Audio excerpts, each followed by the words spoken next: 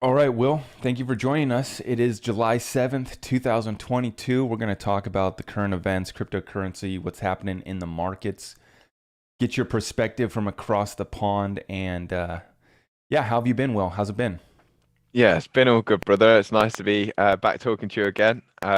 We always check in about probably like 3 or 4 times a year, I reckon. And as I discussed just before, and I know we're going to touch on this in a minute, but there seems to be some recurring topics that we don't seem to be able to shake in the Ripple XRP community and the wider crypto community as well. Yep, yep. How have you been weathering out this bear market? Have you been continuing to acquire, load up your bags, or what's been your position?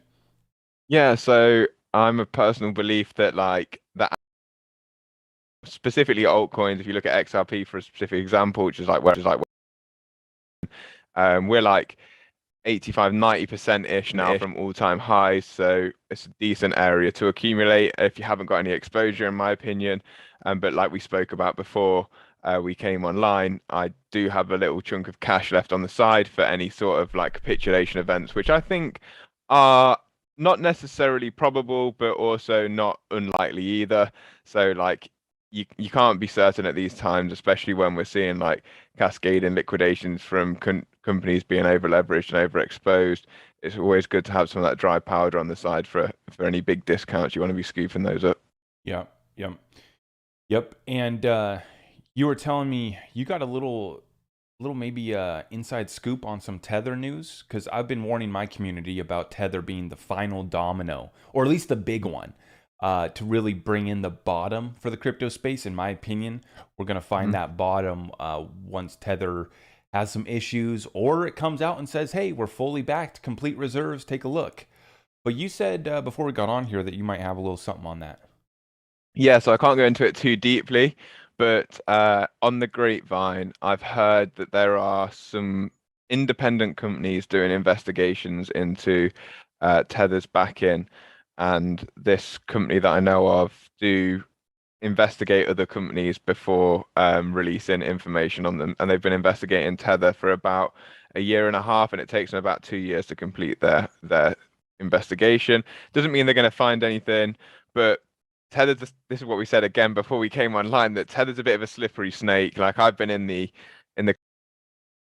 17, there's always been Tetherford, but I feel like food doesn't come from completely nowhere. There's got to be a little bit of a story there. And at some point, especially with stablecoin regulations coming out, like now the eyes are really on those back-ends with the problems that we've seen in stablecoins themselves. So basically, all I can really say, without saying too much, is just be careful, but always be cautious that FUD's FUD as well. That's where I stand, and that's why I've got that capital there, because I do believe that there is like at the very worst they don't really like much, so institutions probably don't like them, and you can see that from like the hedge positions, shorts going up from like 30 mil to like 160 mil, but they somehow managed to get out of everything. Like last year there was a lawsuit against them from the New York, a lot like from the New York, I don't know what they're called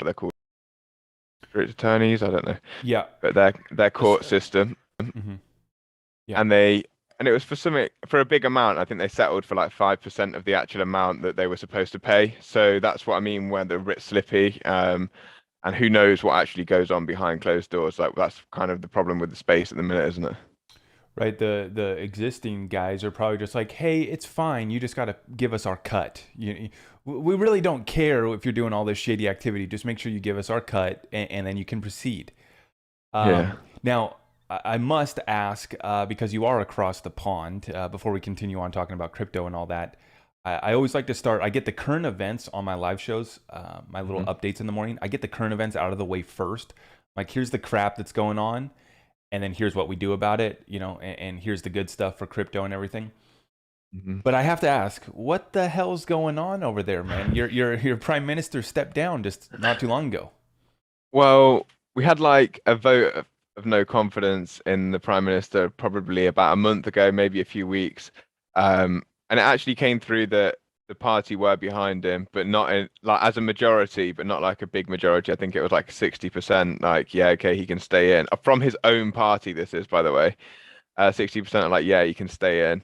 So it still leaves a big problem that 40% of your own party still don't want you in office. And then things have escalated in the last few weeks. Basically, he's been like telling lies, and he inadvertently like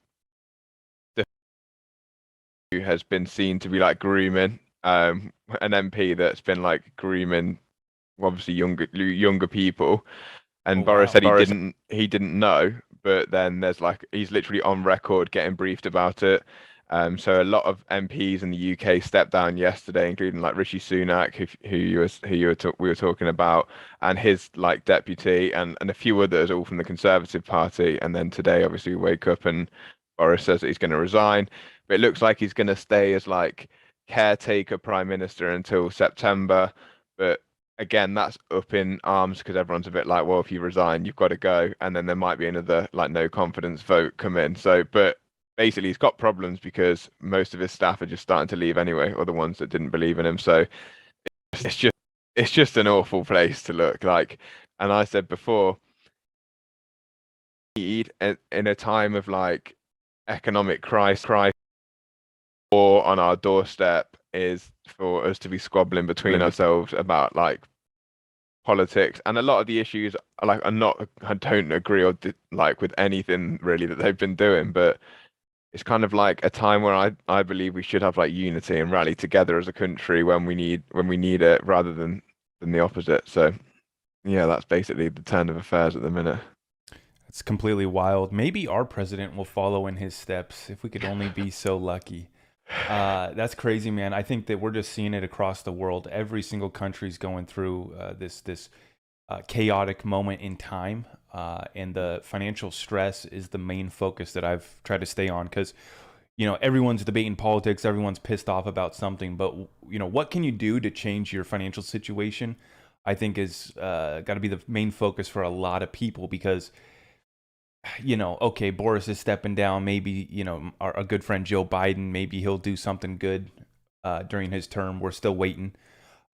Regardless, we can change our situation today. And so, I think kind of similar to you, I try not to get too caught up in the political world stage Mm. and basically understand it enough that we can position ourselves accordingly. So, speaking on that, what do you think about this new Ripple versus SEC update that we had yesterday? They're trying to limit the amount of expert testimony that Ripple can bring in. Once again, the SEC trying to just limit the scope of this investigation and everything that's going on. What's your take on that? Well, I think it's that I've been involved in this case, the more petty I think it becomes, and I presume in general. But I feel like because Ripple and John Deaton are really targeting the SEC's expert witnesses, like Patrick Doody. Then the SEC are trying to do the same back to Ripple, and just like I think it's just another delay tactic, to be honest. I don't really see the point in a lot of it, but again, like I don't have a law degree, so it's a bit outside of my depth. But at the same time, it seems a bit pointless towards getting towards the actual final decision. Like if you've got witnesses and they've already given testimonies, surely you just think let's get everything included, see what's actually right and what's wrong, and then make a decision. What about you? What's your thoughts on it? Yeah, it's just been theatrics, the whole case, right? I mean, this back and forth, and the SEC, it's like they know they just don't care. Like Mm. they're so bold and arrogant. The United States government across the board, but what we're seeing at the SEC is definitely an abuse of power that they shouldn't even have, in my opinion. I mean, they definitely need to be reined in. But we're starting to see that. We just had a big ruling come out of our Supreme Court in regards to reining back in our EPA, which is our Environmental Protection Agency. And Mm. so some people are starting to assert that that might be a sign of things to come. Hopefully the Ripple SEC case gets settled up and doesn't have to go to the Supreme Court. But I think the precedent that's being set right now is our Supreme Court is actually starting to rein back in our federal government and all these three-letter agencies that try to control and run our Mhm. lives and protect investors, right? So, no, it's been good to see. We're supposed to maybe get a ruling on the him and emails like potentially this week. Obviously, today's Thursday, so it's either going to be today or tomorrow. And we Mhm. got the response on the expert testimony yesterday. So we'll see if we get an answer on the him and emails. That's the big one that we're waiting on, right? So yeah, I mean, for me, while XRP's at 30 cents, I whatever's going on in the case, whatever's going on in the rest of the world, I'm keeping my eyes on the prize and understanding that this back to 30 cents, bro. That's where I accumulated my bag originally. So this is a Mm. blessing for me. I know you've been taking advantage of it as well. So have you been picking up any other cryptos, or what have you been Um, doing? so I've picked up a little bit of Algorand as well. May or may not get some XLM. I don't have any at the minute. I'm sure holding XRP. I just, for me personally, as I don't really trust Jed McCaleb. But that's just one of my personal qualms. But I also think that he manages to land on his feet wherever he goes as well. So XLM is probably looking all right. Any not financial advice, of course, but any ISO token, I think is probably going to have at least some future. Anything that offers utility that is trying to solve a real world problem, whether they can do that or not, and whether they'll get adopted or not, is obviously the risk that we take. But anything that's trying to do that has the potential to have a huge upside, in my opinion. And then to back on top of that is like if you can see them creating active partnerships or people building on that network, more and more, then that's when building the foundations to be something that might impact. Me personally, I'm mainly into XRP, with a little bit of Algorand on the side, maybe some XLM, and I'm looking at HBAR as well at the minute. But they're the only ones on my radar for now. It doesn't mean that there aren't others out there that I like, but they're just the ones that I'm getting some capital ready for. Yeah, awesome. Awesome. Yeah, I'm basically been loading up on XRP the last few purchases I've made, but like I said, I'm still waiting for further bottom downside action. So, Mm. what do you have for us on the TA? I know you're more versed in the TA than I am. So, just like talking about Bitcoin and the overall market, what are you seeing right Sure. now on the TA?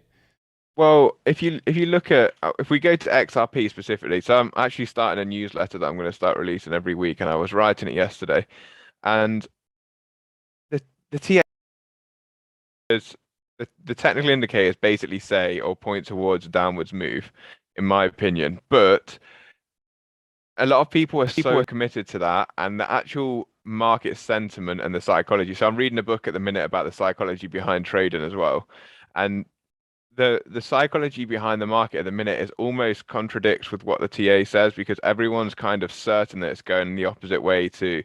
So everyone's kind of certain it's coming down because that's what the TA is saying, and then that leads everyone to thinking, okay, that's going down, and then fear and greed is low. So everything is basically saying that it's coming down, but when it's too positive, like in one direction, it basically doesn't necessarily mean it's going to go that way. So what I've written yesterday in my article, which is kind of what I've talked about a little bit before, is if you have no exposure, it might be worth getting some. If you're 90% away from the all-time highs, it's definitely worth.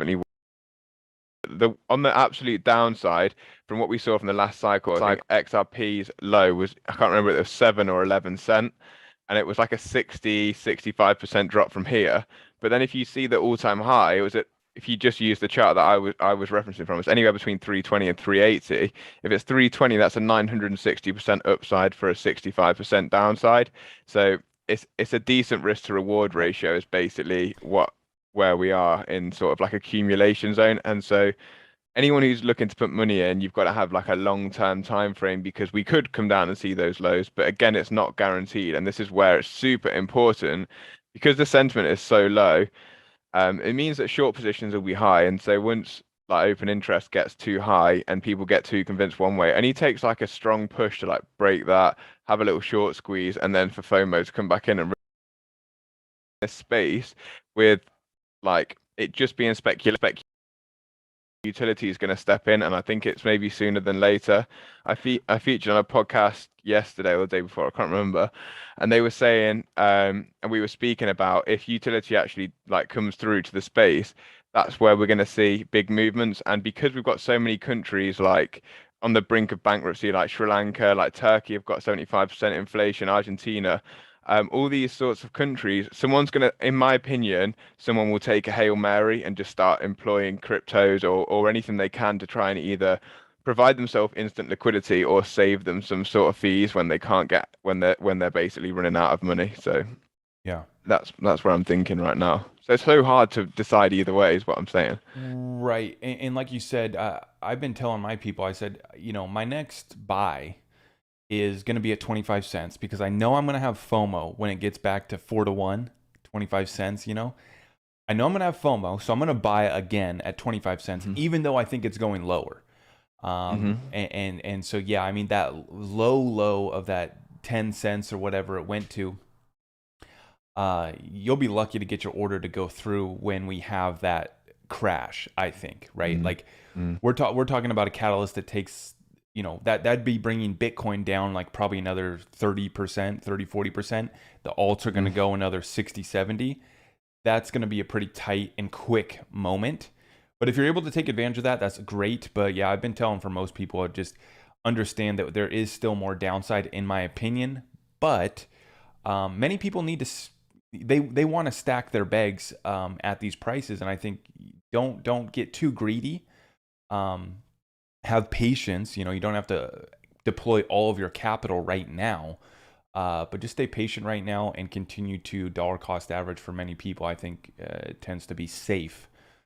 Yeah. But I yeah, think that it's a fool's game trying to pick the absolute bottom. Especially I get a lot of people who come to me and say, "Oh, shall I sell now and buy back lower if you think the price is going to go down?" And I've never done that, like, and I never would myself. And I obviously sit and look at the charts all the time. So I'm not saying that I'm amazing at it or not amazing. I'm just saying that it's not worth the risk because the potential upside is so large that like we were saying, the risk to reward, and the reason that's so important is because like we no one really knows for sure what's going to happen. As I was saying, if one piece of decent utility comes out for a utility token like XRP, we'll never see these prices again. So yeah, we may come down another 60%, but you also may 30 cent again. So right. that's where you've got to put yourself in that position and understand to yourself, if you do buy now, how are you going to feel if it does decrease in price? And if you don't buy now, how are you going to feel if it does increase in price so you don't get offered these prices again?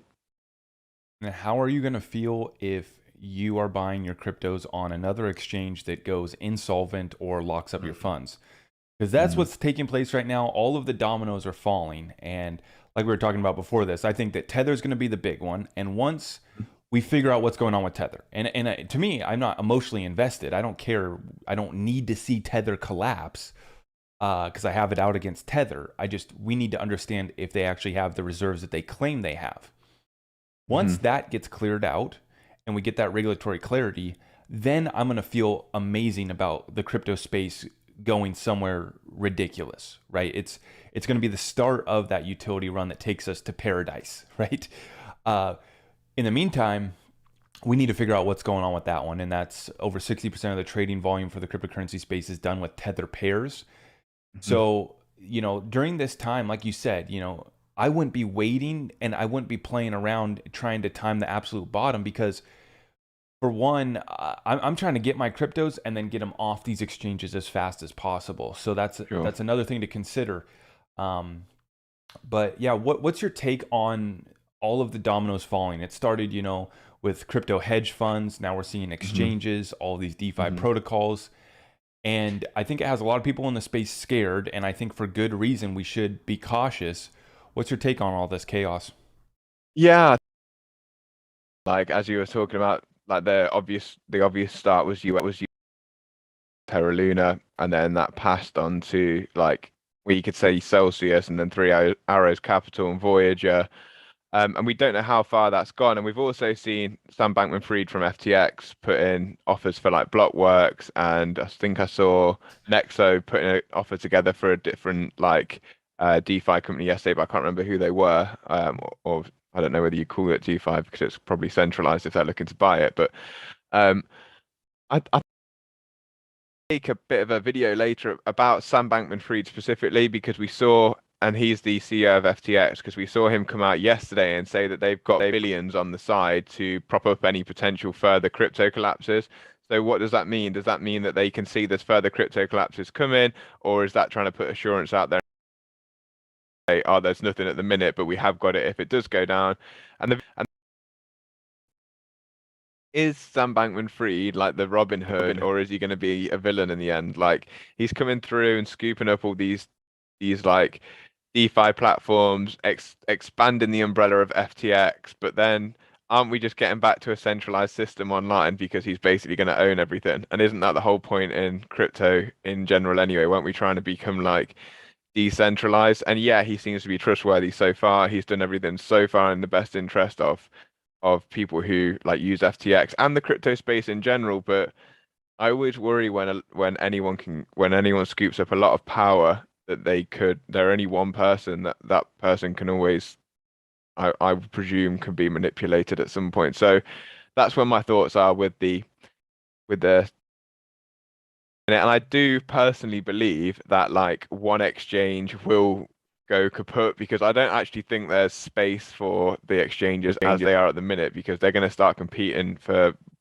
absolute market dominance at some point and they will burn each other. And I think that they probably over one or two will probably be over leveraged, just trying to grow faster than the other ones and take that market share. But we don't know who that might be. And it could be anyone all the way up to like a Binance, Coinbase, anyone like that. So they worry me if somewhere like Tether goes down, that you might get caught on something like that. So it's tough. It's tough, like you were saying, to have these, even if you have like buy orders, market buys, or limits at like 7 cent for XRP.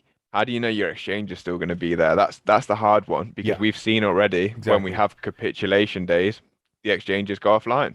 Exactly my point on trying to time the absolute bottom. It's when you think about the catalysts that are going to take us to that bottom, it's not just like a slow, peaceful ride down to 10 cents and Bitcoin down to 10K. It's a death blow, right? Mm. To that video that you're going to put out, I'm going to be interested to see that. You should look in because I just was reading this yesterday. Sam Bankman-Fried's one of his companies lent out money to Voyager or something like that, or they took a loan with Voyager, so they might Yeah. have some exposure there. All right. I think is what I came across yesterday. So you might want to look into that. And that's what Yeah, I've seen sure. across the board here is it's been like everyone was loaning to each other, like back and forth and cross collateralizing everyone's assets on their platform. And like you said, some of these CEOs are coming out and making bold statements, but is it like the kids say? Are they just capping? Mm. They're saying that they're going to hire at Binance 5,000 people.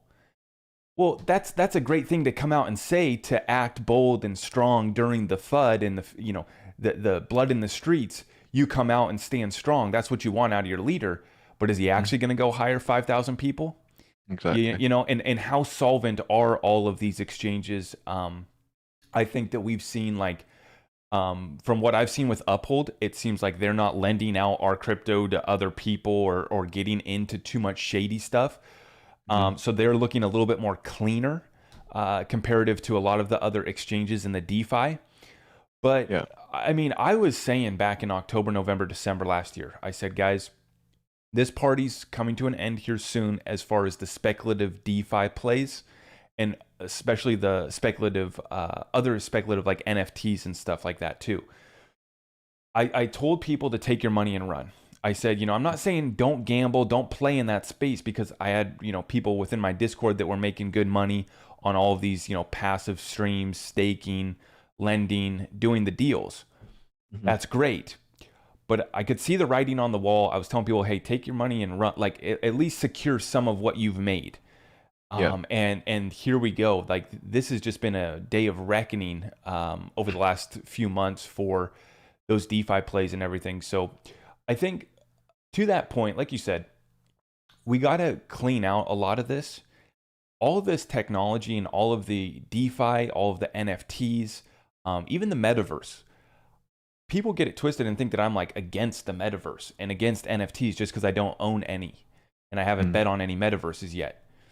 It's most definitely here. It's most definitely coming. It's just a matter of cleaning out 90% of the actors that are Yeah. just trying to get rich quick on some Ponzi in the worst case scenario, or just kind of a fake project, in some of these cases. So what's your take Sure. on that?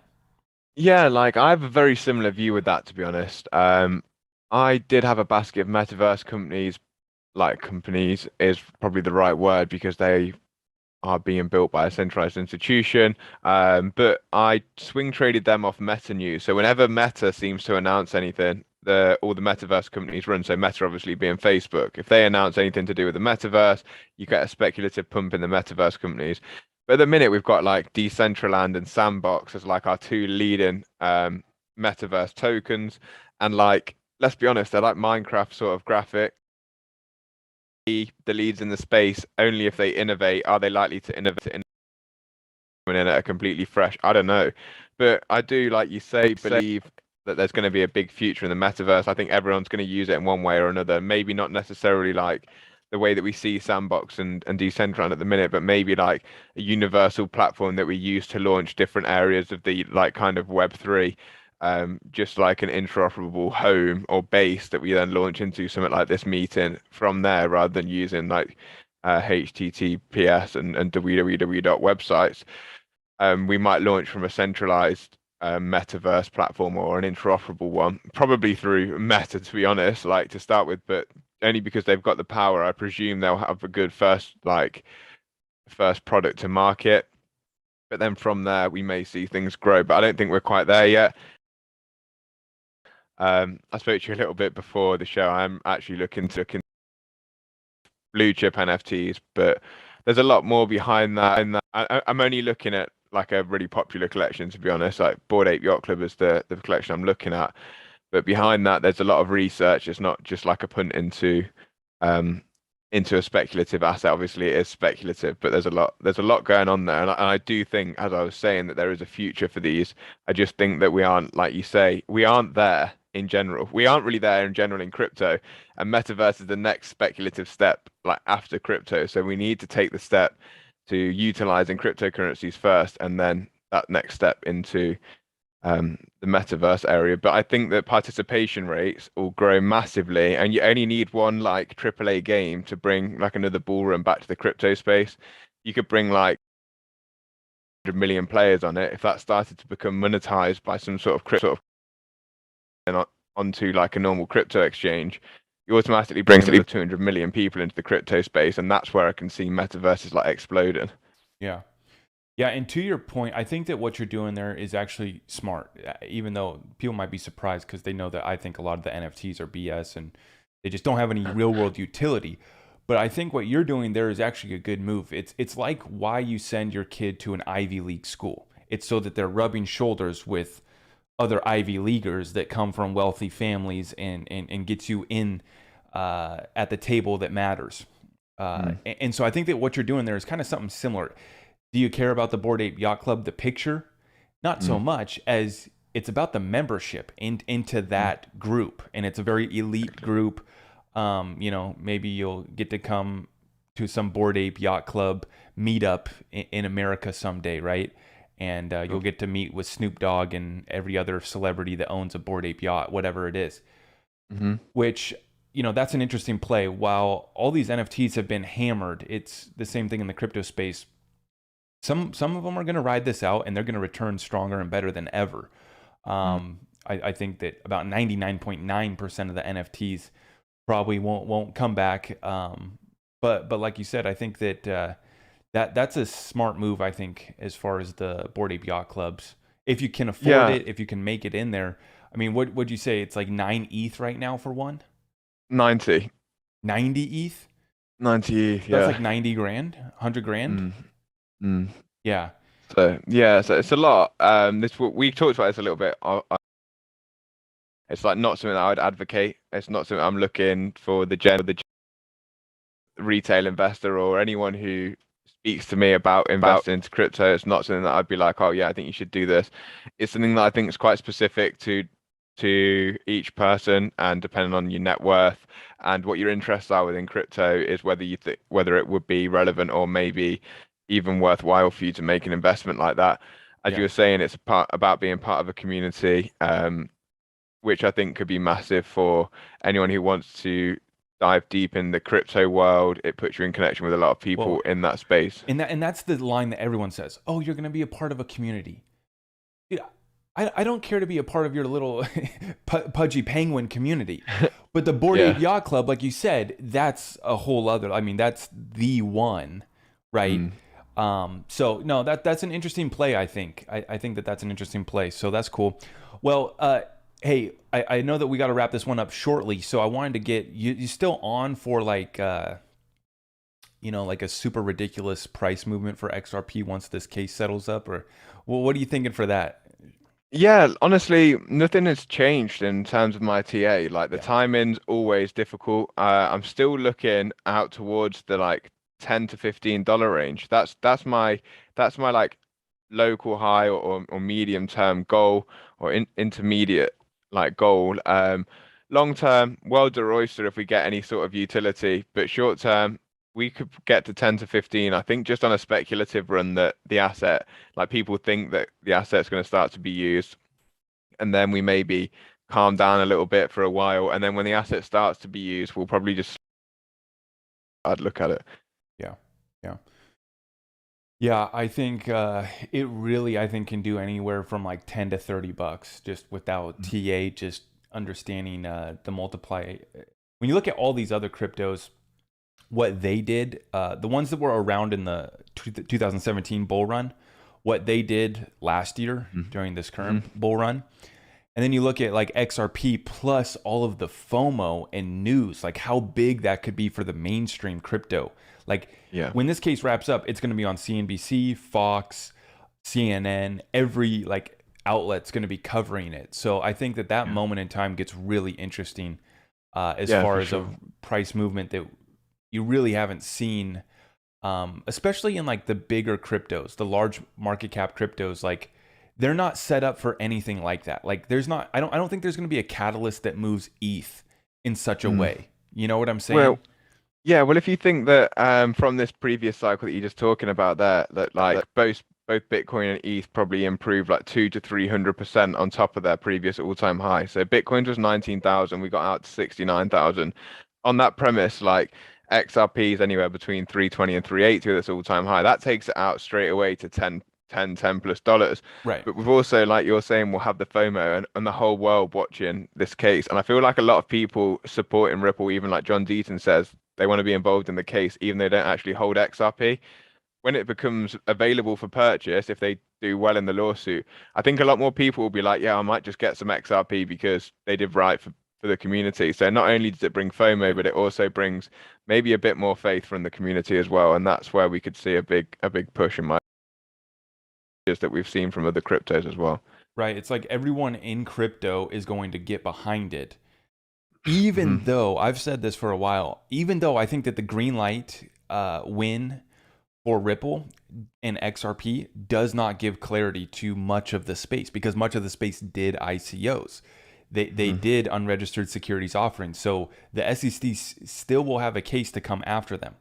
What I would like to see is I would like them to pass some sort of safe harbor, as Hester Pierce suggested, where it's like instead of going back and trying to kill all these companies and entrepreneurs that are innovating and harm regular investors, let's give them guidance, rules of the road, and say, hey, you have 6 months to come into compliance.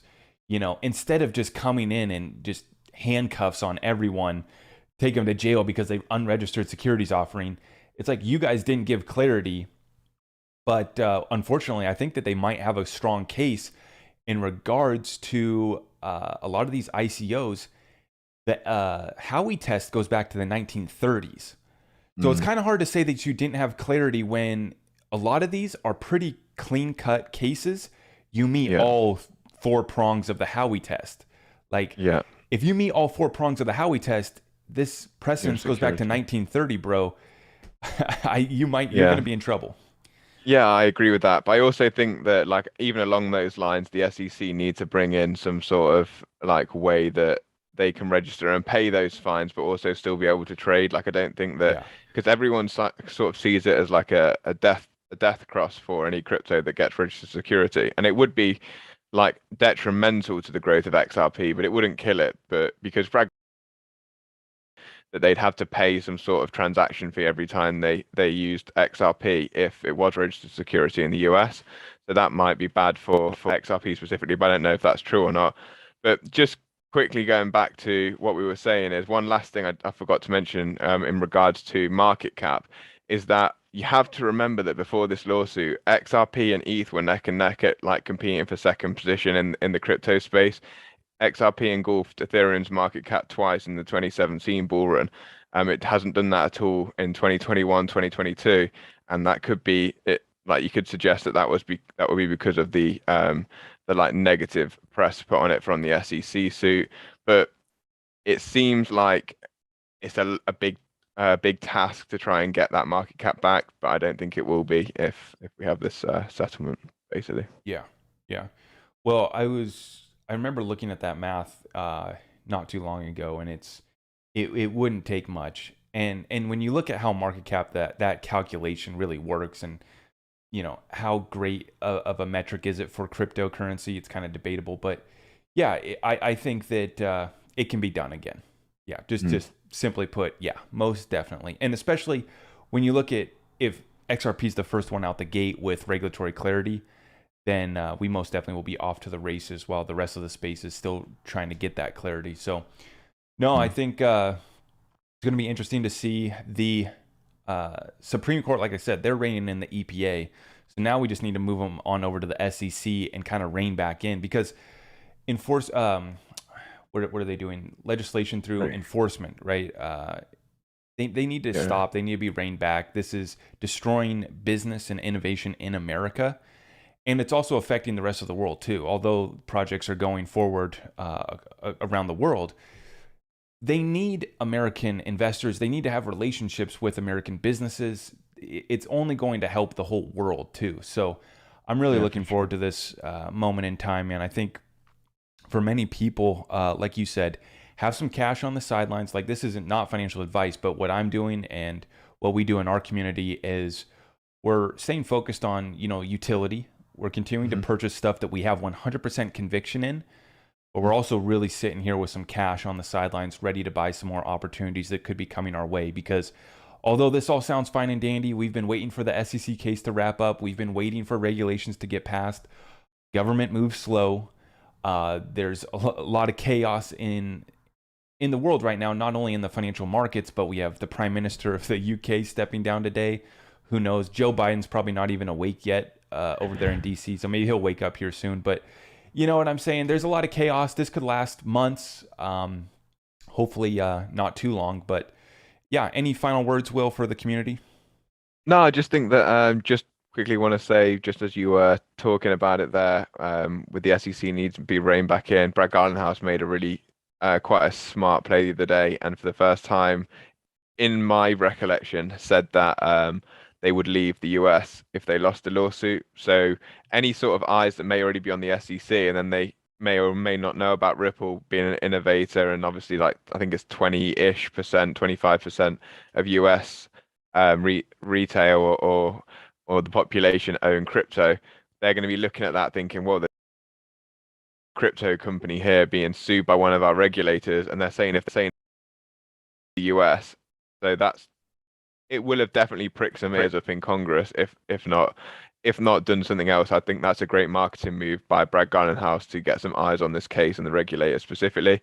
But just to wrap up with the show, I just want to say thank you so much for having me on. I'm sorry if I've rambled a lot. I've got a lot on my mind in terms of crypto. I think we all have at the minute, but just the highlights for me from what we've talked about today are to keep your cryptocurrency off exchanges. If you have a hardware wallet, get it on there. Don't overexpose yourself with limit orders on exchanges, because often exchanges go down even when we have crashes, and it might look like a great time to buy. If you don't have any crypto specifically, it's not a bad time to get some exposure if you can use risk to reward sensibly. And I'll have a newsletter coming out this week, which is free, that will tell you about how I've played the risk to reward. Like Zach said, keep some cash on the side in case we do get a further capitulation event. And that's like any major exchange going kaput or any major stable coin as well. Cash will definitely help you out a lot in that position. Awesome, man. I always love chatting with you. I love your perspective. I'll definitely be checking out that newsletter. Will is a great member here in the crypto community, not only putting out XRP Ripple content, but overall good macro thesis and investigation and research. So I encourage everyone to not only follow Will on the YouTube, TikTok, catch him on Twitter too. But definitely, we'll be checking out that newsletter. I know I'll also make sure I share that with my Discord too, because we're always looking for fresh new resources. So I really appreciate the conversation, Will. As Hmm. always, we'll sign off for now. Thank you so much, guys. If you can smash that like button on the way out, and make sure you guys give Will a subscribe. All right, we'll see you guys in the next one. Take care and God bless. Awesome, Zach. Thank you for having